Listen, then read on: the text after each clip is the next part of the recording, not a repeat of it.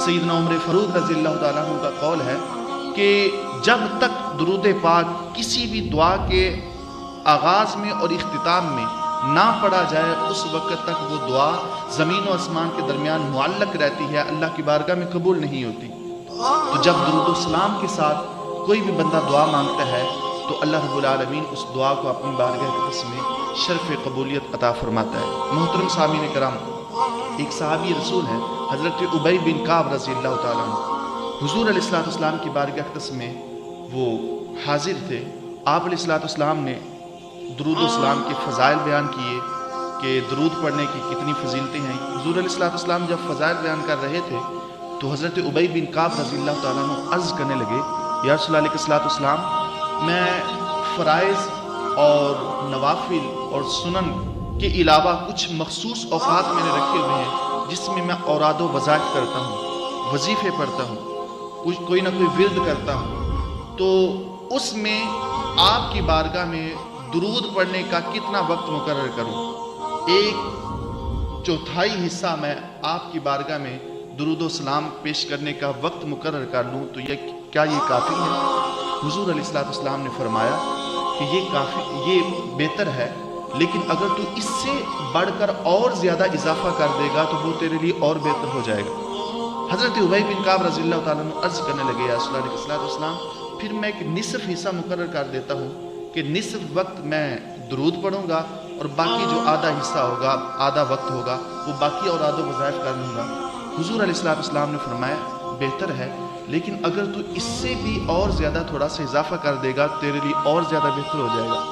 फिर वो अर्ज़ करने लगे, या रसूल अलैहिस्सलाम, फिर मैं 2/3 हिस्सा मुकर्रर कर देता हूँ और 1 हिस्सा मैं दूसरे वज़ाइफ़ कर लूँगा और 2/3 हिस्सा जो है वो मैं दुरूद सलाम में गुजार दूँगा। तो क्या ये काफ़ी है? आप अलैहिस्सलाम ने फरमाया, ठीक है, लेकिन अगर इसमें और इजाफा हो जाए तो और ज़्यादा बेहतर है। फिर वो अर्ज़ करने लगे, या रसूल अलैहिस्सलाम, फिर मैं सारा वक्त ही दुरूद सलाम में लगा देता हूँ, सारा वक्त ही दुरूद सलाम पढ़ता रहता हूँ, तो क्या ये बेहतर नहीं है? हुज़ूर अलैहिस्सलाम ने क्या इरशाद फरमाया? आप अलैहिस्सलाम ने इरशाद फरमाया, अगर तू ऐसा कर लेगा तो दुनिया और आखिरत की सारी मुश्किलें अल्लाह ताला तुझसे दूर कर देगा, तेरी बख्शिश भी हो जाएगी, अल्लाह ताला तेरे गुनाहों को भी मुआफ़ कर देगा, तेरी बख्शिश फरमा देगा अगर तू सारा वक्त ही मेरी बारगाह में दुरूद सलाम में गुजार दे। मोहतरम सामीन कराम, हमें बेशुमार ऐसे वाक़यात मिलते हैं तारीख़ में, हमारे असलाफ़ जो दुरूद सलाम का जिन्होंने अपना मामूल बनाया हुआ था, सुबह शाम दुरूद सलाम पढ़ते रहते थे, बेशुमार मरतबा हुज़ूर अलैहिस्सलाम ने उनको अपनी ज़ियारत से मुशर्रफ फरमाया। ख्वाब में आप अलैहिस्सलाम तशरीफ़ लाते और उनके लिए हुज़ूर अलैहिस्सलाम अपनी रहमत निछावर करते। तो बेशुमार ऐसे वाक़यात तारीख़ में मौजूद हैं। हुज़ूर अलैहिस्सलाम की बारगाह अक़दस में जब दुरूद सलाम पेश किया जाता है उससे तकलीफ़ें दूर हो जाती हैं, परेशानियाँ दूर हो जाती हैं। और एक हदीस पाक के अल्फाज तो ये भी हैं कि हुज़ूर अलैहिस्सलाम ने इरशाद फरमाया कि इन्ना औलन नास बी यौमल क़ियामती, हुज़ूर अलैहिस्सलाम ने फरमाया जब कल क़यामत का दिन होगा तो सबसे ज़्यादा जो मेरे करीब होगा वो शख्स होगा जो मुझ पर सबसे ज़्यादा दुरूद सलाम पढ़ने वाला होगा। दुनिया में जितना कोई ज़्यादा दुरूद सलाम पढ़ेगा क़यामत के दिन उतना ज़्यादा हुज़ूर अलैहिस्सलाम का कुर्ब मिल जाएगा। आप अलैहिस्सलाम का कुर्ब मिल जाए, हुज़ूर अलैहिस्सलाम की मुक़ारबत मिल जाए, आपकी जन्नत में मायत मिल जाए, इससे बढ़कर खुशकिस्मती क्या हो सकती है? तो आप अलैहिस्सलाम ने फरमाया, दुनिया अगर क़यामत के दिन मेरा कुर्ब हासिल करना चाहते हो तो दुनिया में कसरत से मुझ पर दुरूद सलाम पढ़ा करो। आज दुनिया की हम अगर मिसाल लें तो कोई छोटा सा वज़ीर हो तो उसका कुर्ब हासिल करने के लिए कितनी मेहनत करनी पड़ती है। उसके करीब जो लोग होते हैं पहले उनके साथ रिलेशन कायम करना पड़ता है, फिर आहिस्ता आहिस्ता इंसान उसके साथ रिलेशन कायम करता है। तो लेकिन हुज़ूर अलैहिस्सलाम जिनसे बढ़कर अल्लाह ताला का कोई महबूब बंदा नहीं है, जिनसे बढ़कर अल्लाह ताला ने किसी को दौलत अता नहीं फरमाई, माल के कौनैन हैं गो पास कुछ रखते नहीं, दो जहां की नेमतें हैं उनके खाली हाथ में।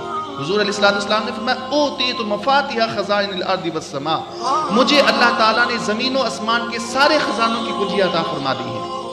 इतनी दौलत और इतने सारे खजानों का मालिक अल्लाह ताला ने बना दिया, इतना बड़ा ओहदा अता फरमाया कि बाद अज़ खुदा बुजुर्ग तू ही किस्सा मुख्तसर, اللہ تعالیٰ کی ذات اقدس کے بعد پوری کائنات میں اگر سب سے زیادہ کوئی عزت، شرف اور احترام کے لائق ذات اقدس ہے تو وہ حضور علیہ السلام کی ذات اقدس ہے۔ اتنا بڑا عہدہ اور اتنا بڑا منصب عطا کرنے کے بعد آپ علیہ السلام کیا فرما رہے ہیں؟ لوگوں، میرا قرب حاصل کرنا کوئی مشکل نہیں ہے، بس کام کیا ہے؟ مجھ پر زیادہ سے زیادہ درود و سلام پڑھا کرو، اللہ تعالیٰ قیامت کے دن میرا قرب تمہیں عطا فرما دے گا۔ محترم سامعین کرام، اس سے معلوم ہوتا ہے کہ جب انسان درود و سلام پڑھتا ہے تو جنت ملنا تو دور کی بات، جنت بھی حضور علیہ السلام کا قرب بھی مل جاتا ہے۔ کتنی بڑی سعادت و خوش قسمتی کی بات ہے۔ اگر ہم محدثین کی تاریخ اٹھا کر دیکھیں تو ایک بہت بڑے محدث ہیں امام سخاوی علیہ رحمہ، انہوں نے اپنی کتاب میں ایک واقعہ نقل فرمایا کہ امام ابو المنصور رحمہ اللہ تعالیٰ نے خواب میں ایک شخص کو دیکھا جسے وہ جانتے تھے۔ تو خواب میں اس کو دیکھا کہ اس کے سر کے اوپر بہت بڑا سونے کا تاج ہے، تاج پہنا ہوا ہے، خوشبوئیں مہک رہی ہیں، جنتی لباس میں ملبوس ہے، بڑا ہی خوبصورت چہرہ ہے، چمک رہا ہے۔ اس شخص سے پوچھا کہ ما فعل اللہ بکا، اے اللہ کے بندے، اللہ تعالیٰ نے تیرے ساتھ کیا معاملہ کیا؟ کیا اللہ تبارک و تعالیٰ نے تیرے ساتھ آخرت میں معاملہ کیا؟ برزخی زندگی کیسی گزری؟ تو وہ کہنے لگا کہ اے ابو منصور، اللہ رب العالمین نے قد غفرنی ورحمنی واکرمنی، اللہ نے مجھے بخش بھی دیا، میرے اوپر رحم بھی کیا اور مجھے عزت و تکریم بھی عطا فرما دی۔ جب یہ بات کہی تو ابو منصور علیہ رحمہ کہنے لگے کہ اچھا یہ تو بتاؤ کہ بیما ذالکا، کس وجہ سے تجھے اللہ تعالیٰ نے اتنا بڑا مقام عطا فرما دیا، تیری بخشش بھی کر دی، تیرے اوپر رحم بھی کر دیا، تجھے عزت و تکریم بھی عطا کر دی، تو وجہ کیا بنی؟ کون سا تیرا ایسا عمل تھا جس کی وجہ سے اللہ تعالیٰ نے تجھے اتنا بڑا عہدہ عطا فرما دیا؟ تو وہ بزرگ کہنے لگے، جن کو انہوں نے خواب میں دیکھا تھا، وہ کہنے لگے کہ بکثرت الصلاۃ علی النبی صلی اللہ علیہ وآلہ وسلم، صرف میرے پاس ایک ہی عمل تھا اور وہ یہ تھا کہ میں حضور علیہ السلام کی ذات اقدس پر سب سے زیادہ کثرت سے درود و سلام پڑھتا تھا۔ اس عمل کی وجہ سے اللہ تعالیٰ نے میرے اوپر یہ رحم کیا، میرے اوپر اتنا کرم کیا، مجھے اتنا بڑا عہدہ عطا فرما دیا اور اتنا بڑا مجھے سونے کا تاج عطا فرما دیا۔ اس کا سبب اور اس کی وجہ صرف ایک ہی ہے کہ میں حضور علیہ السلام پر درود و سلام کثرت سے پڑھا کرتا تھا۔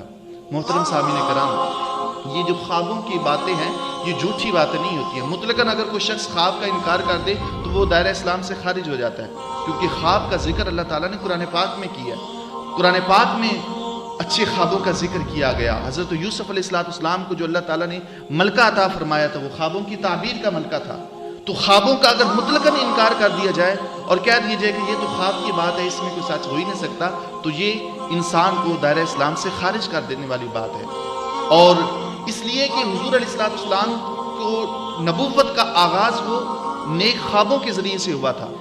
وحی سے پہلے حضور علیہ السلام کو نیک خواب آتے تھے، تو خوابوں کا انکار کبھی بھی نہیں کیا جا سکتا، اس لیے کہ حضور علیہ السلام نے فرمایا نیک خواب یہ نبوت کے حصوں میں سے ایک حصہ ہے، نبوت کا 40واں حصہ ہے نیک خواب کا آ جانا، تو خوابوں کا انکار نہیں کیا جا سکتا۔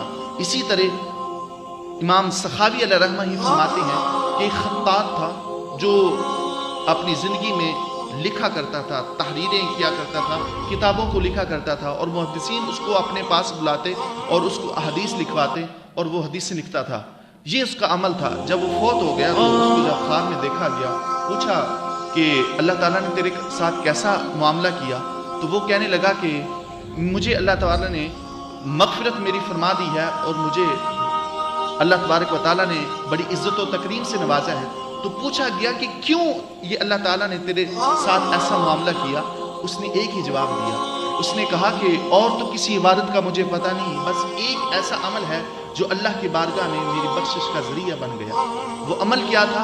وہ کہتا ہے کہ جب میں احادیث کو لکھتا تھا، محدثین کرام مجھے احادیث لکھوایا کرتے تھے، تو جہاں بھی حضور علیہ السلام کا نامی اسم گرامی آتا تھا، میں صلی اللہ علیہ وآلہ وسلم لکھتا بھی تھا اور اونچی آواز سے پڑھتا بھی تھا۔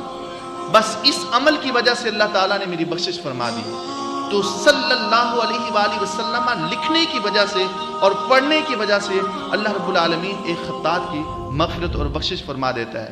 اس لیے جہاں تحریر کرنی ہو، لکھنا ہو حضور علیہ السلام کا نام نامی اسم گرامی، تو آپ کے ساتھ درود و سلام پڑھنا لکھنا ضروری ہے۔ صرف سواد لکھ دینا یہ جائز نہیں ہے، پورا درود و سلام صلی اللہ علیہ وآلہ وسلم لکھنا چاہیے۔ اور حدیث پاک میں موجود ہے کہ جب کوئی انسان کسی تحریر میں صلی اللہ علیہ وآلہ وسلم لکھتا ہے یا کوئی دوسرا درود پاک لکھتا ہے، تو جب تک وہ درود پاک قائم رہے گا اللہ تعالیٰ کی رحمتیں اس کے اوپر نازل ہوتی رہیں گی۔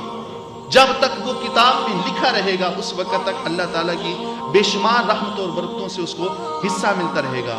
اس عمل کا تو اللہ رب العالمین کی بارگاہ اقدس میں اتنا بڑا اللہ تعالیٰ نے اس کو عزت اور شرف عطا فرمایا کہ بنی اسرائیل کا ایک شخص تھا جو بڑا ہی گناہ گار تھا، بڑا ہی فاسق اور فاجر تھا۔ جب وہ فوت ہو گیا تو لوگوں نے کہا کہ اس کو پکڑو اور کسی کوڑے میں ڈال دو، یہ تو اتنا بڑا گناہ گار تھا کہ اس نے کوئی گناہ چھوڑا ہی نہیں۔ جب یہ وہ لوگ عمل کرنے لگے تو فَأَوْحَى اللَّهُ إِلَىٰ نَبِيِّهِ موسیٰ علیہ السلام، اللہ تعالیٰ نے اپنی نبی حضرت موسیٰ علیہ السلام کی طرف وحی کی۔ وحی کیا کہ اے میرے موسیٰ اٹھو اور میرے اس بندے کو غسل دو اور اس کا جنازہ پڑھاؤ اور خود اپنے ہاتھوں سے جا کر اس کو دفن کرو۔ حضرت موسیٰ علیہ السلام عرض کرنے لگے اے مالک وہ تو بڑا گناہ گار بندہ ہے، بڑا فاسق اور فاجر ہے اور پورے جہان میں اس کا چرچا ہے، اس سے بڑا گناہ گار تو کوئی ہے ہی نہیں، لوگ اس کو کوڑے میں پھینک رہے ہیں، تو کیوں تجھے اس کے اوپر اتنا رحم آ رہا ہے کہ تو مجھے حکم دے رہا ہے کہ میں اس کو غسل دوں، اس کو کفن دوں، اس کو دفن کروں؟ اللہ رب العالمین نے فرمایا کہ اے موسیٰ اس بندے نے ایک دن تورات کو کھولا اور فتح التورات یومن، جب تورات کو ایک دن اس نے کھولا فوجد فیہا اسم محمد صلی اللہ علیہ وآلہ وسلم، تورات میں حضور علیہ السلام کا، میرے محبوب میرے آخری نبی اس زمان کا ایک نام لکھا ہوا تھا، محمد صلی اللہ علیہ وآلہ وسلم۔ جب اس نے وہ نام نامی اسم گرامی دیکھا تو اس نے میرے محبوب کے اوپر درود و سلام پڑھا، مجھے اس کا یہ عمل اتنا قبول ہوا ہے کہ میں نے اس کی بخشش اور مغفرت کر دی ہے۔ آپ اندازہ لگائیں کہ بنی اسرائیل کا بندہ گناہ گار ہو، فاسق ہو، فاجر ہو، اتنا بڑا گناہ گار ہو کہ پورے جہاں میں اس کا چرچا ہو، وہ حضور علیہ السلام کی بارگاہ اقدس میں درود و سلام پڑھے، اللہ کی رحمت کو جوش آ جائے، تو اگر حضور علیہ السلام کا امتی کوئی درود و سلام پڑھے تو اس کا عالم کیا ہوگا؟ محترم سامعین کرام، اس لیے درود و سلام کو اپنی زندگی کا معمول بنا لینا چاہیے، اٹھتے بیٹھتے ہر وقت درود و سلام پڑھتا رہنا چاہیے۔ اور درود و سلام نہ پڑھنے کے بارے میں حضور علیہ السلام نے جو مذمت بیان کی ہے نا، اگر ہم اسی پر غور کر لیں تو کبھی بھی ہم اس عمل کو ترک نہ کریں۔